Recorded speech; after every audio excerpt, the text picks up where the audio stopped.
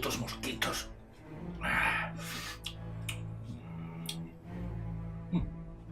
Me parece que ahí abajo sí hay una exposición sobre mí.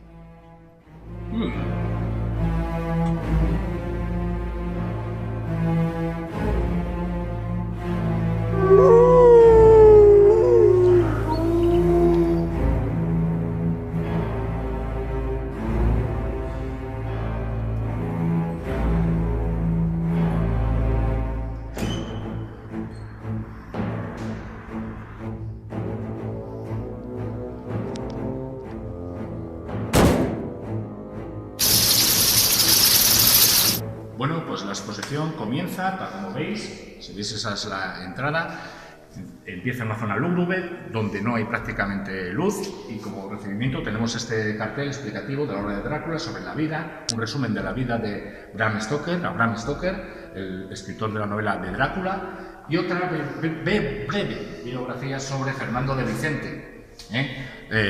Resumiendo mucho, Fernando de Vicente ya nos visitó en Avilés en las jornadas del cómic Villa de Avilés en el 2015 y aunque su carrera no ha sido lo más prolífica en cuanto al cómic, aunque trabajó en la revista Madrid hace muchos años, básicamente él se ha dedicado al tema de la ilustración, los videojuegos y novelas clásicas como pueden ser Peter Pan, Cumbres Borrascosas, Momo, La Metamorfosis, entre otras cosas ha trabajado para El País, para El Playboy, para Interview. Bueno, un hombre muy prolífico. ¿De acuerdo? Una vez hecha esta pequeña introducción, seguimos hacia adelante y podéis encontraros con un retrato de acrílico sobre papel que ha hecho el propio Fernando de Vicente sobre Bram Stoker, donde puedes ver en el fondo una figurita de un vampiro, aunque a mí me recuerda mucho más al Nosferatu de Murnau.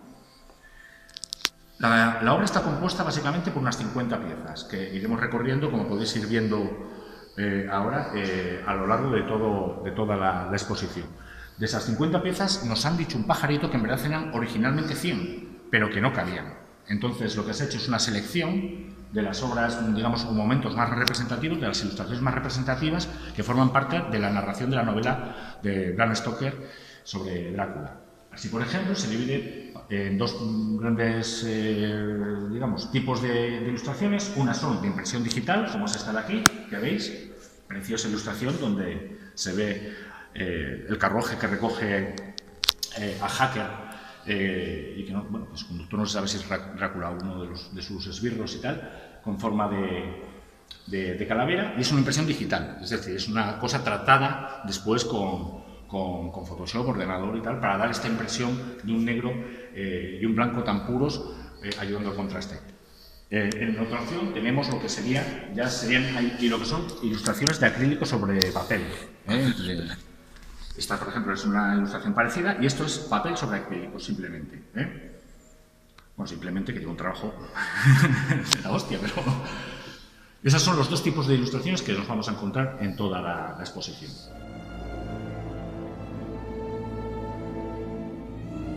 La exposición está montada secuencialmente, o sea que de tal forma, según entráis y vais avanzando, va avanzando la historia según la novela. Aquí lo que estamos viendo es a Lucy, la amiga de Mina, que es poseída por Drácula y acaba, no os voy a contar el spoiler, pero si os leéis la novela, pues ya sabéis lo que pasa, ¿no? Y la distribución que han hecho de diversas ilustraciones que incluso aparecían a pie de página o como complementos de página de la novela, pues las han puesto a los lados. Aquí mis chatis de sábado por la noche.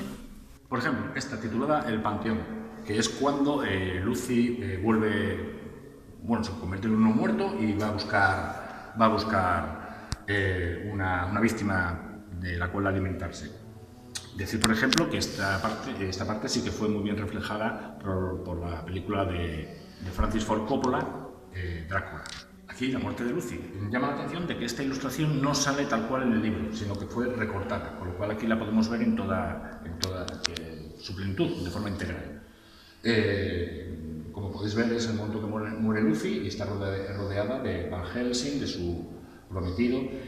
Aprovechar aquí para ver el original completamente, que no se ha podido ver editado. Aquí ya tenemos ilustraciones unitarias también de Lucy, una es cuando se está convirtiendo, cuando se juega mucho con los tonos rojos y carmesí. A ver, yo os voy a decir, aquí hay cuadros de todo y tal, incluso gente indeseable y mala gente como este. Este es un pesado, me está llamando a las 2 de la mañana, a las 3 de la mañana, que ven para acá, que me traigan mosquitos, que me traigan... Joder, tío, que no, que yo no te... Búscate la vida, trabaja, busca un trabajo, que yo no te voy a estar dando de comer todo el día, ¿no? Y este es un retrato que nos hace Fernando de Vicente del doctor Van Helsing. Como anécdota, comentar que era un doctor llamado Gerard Van Sweden, que era un doctor de la emperatriz María Teresa, y que en teoría Bram Stoker sí se basó en este doctor, ya que hizo un estudio sobre el vampirismo a petición de la propia emperatriz,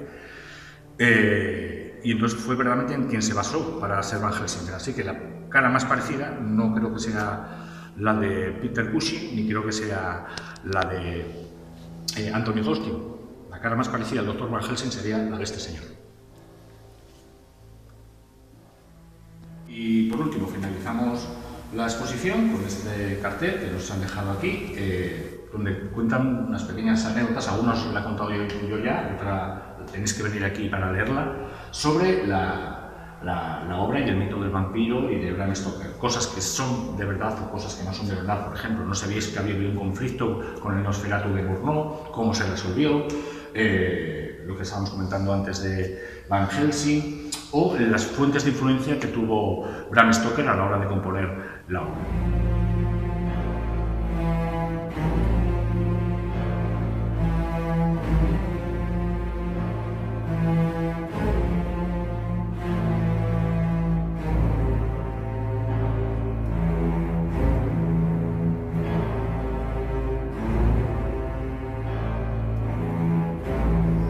Bueno, pues una vez vista la exposición, decir que bueno, la variedad de ejemplares es estupenda, está muy bien contada. En general, yo creo que si te puedes hacer una idea, sí, habiéndote leído un poquito el libro, te haces una idea bastante clara de lo que es la obra.